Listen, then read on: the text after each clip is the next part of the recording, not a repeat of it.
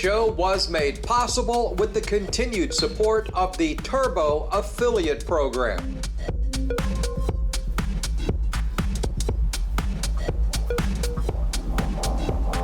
Hello, friends, and hey, what a difference a week makes, huh? The snow is gone, and it's actually warm enough out here that I'm not even wearing a jacket.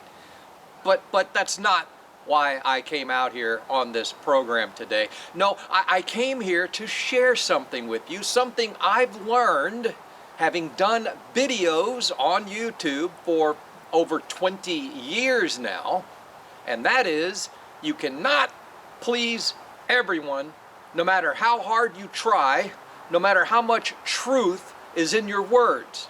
There will always be people who don't like you or what you're saying for whatever reason. So I quit trying to please others about 40 years ago, and instead I simply enjoy my life, focus on truth, and speak my mind. Then I let the chips fall wherever they may, and it's worked out pretty well for me.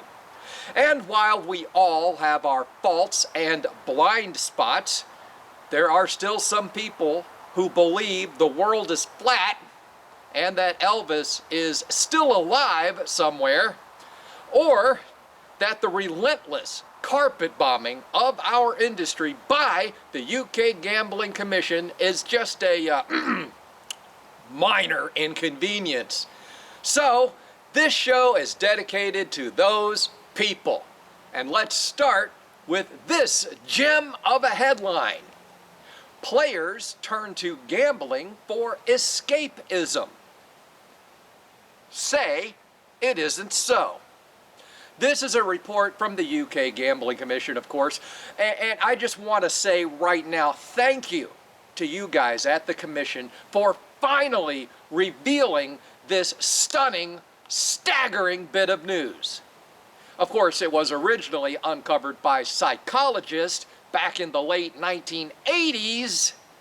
And just allow me to save all you people some time by stating that odds are drinking, movies, sex, and even overeating may also qualify as escapism. It's only gambling that's criticized and held to a higher standard. Then there's this gem of a story, as the Commission is telegraphing their next move here by laying a foundation that affordability checks, stake reductions, speed of play restrictions, deposit limits, financial risk assessments, and credit card bans are not enough to protect all the stupid players in the United Kingdom, and that money laundering and fraud risks are on the rise. That opens the door for their next dystopian move. And if you're still not convinced that the UKGC needs more power and restrictions, here comes the terrorism talk. Oh, good Lord. I've been in this industry since 2001, and this was being said back then. Yet, in over 20 years of looking and 20 years of these sorts of accusations, not an ounce, not 1 ounce of evidence has ever been produced to support this claim. Yet, it's still great clickbait, serves to justify their agenda and plans, and hopefully scares the shit out of a lot of people, giving the UKGC all the power and authority they need to act.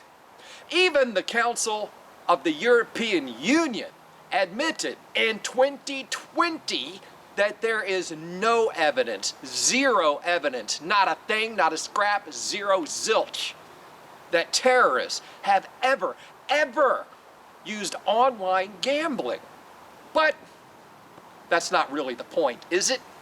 Whether it's true or whether it's not true doesn't really matter. If these restrictions will work or they don't work, it's all moot, because it's the agenda that matters. And once you realize that, my friends, once you focus on agenda rather than making sense, then all the moves the UKGC has made start making more sense.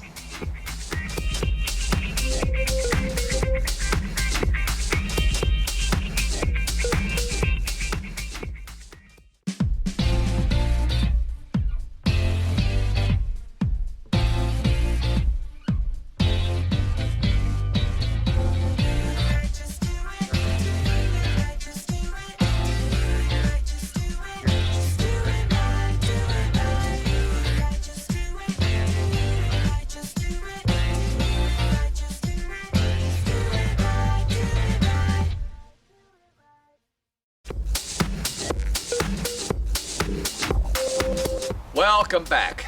We're going to address some of the comments that we've received over the past week and the Orwellian tactics of the UK Gambling Commission in just a moment. But first, we mentioned our interview with Boomerang Partners last week as their Golden Boomerang Awards contest continues. Now, if you missed that video, you can find it on the APCW website and our YouTube channel, plus it's in the forums at GPWA. And there are more details published about this contest when you visit Casino City Times and find this article with links that I put in the video descriptive area, so you'll be able to find it. Now, back to the UKGC's tomfoolery and some of the comments we've received.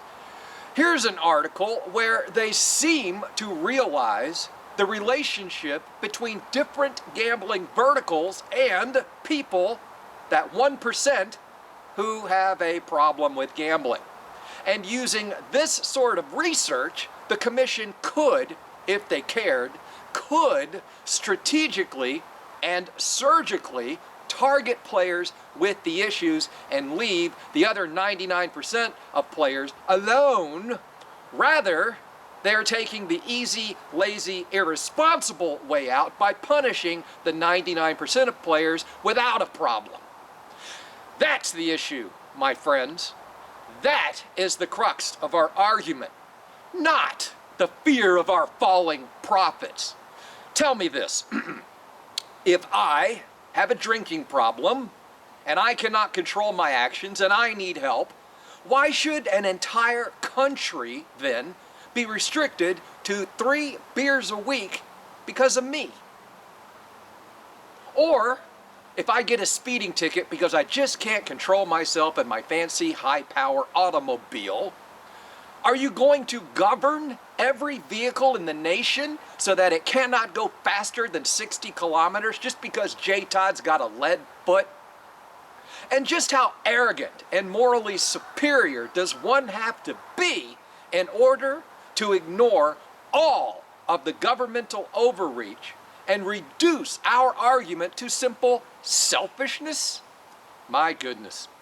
While some people sit in their ivory towers and look down on the rest of us of a lesser intellect, let's remember this.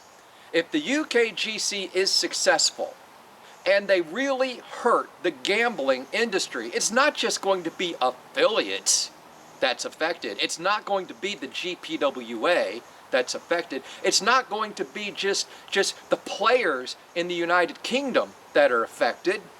It'll be people that work for gambling companies, both land-based and online, who have families who depend on this income.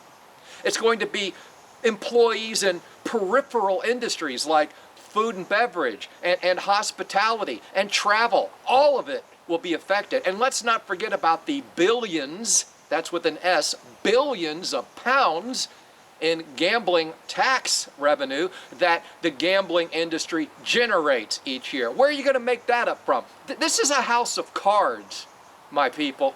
And sometimes I think that you know what, maybe it would be better if the UKGC would just pull that last card and let the whole thing fall so we could rebuild it the way it's supposed to be, instead of this relentless bullshit that they keep hoisting on us week after week. I'm done.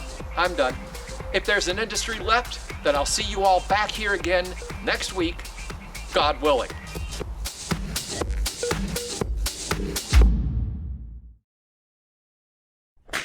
there will always be people out there who don't like you and don't agree with you for whatever reasons. So,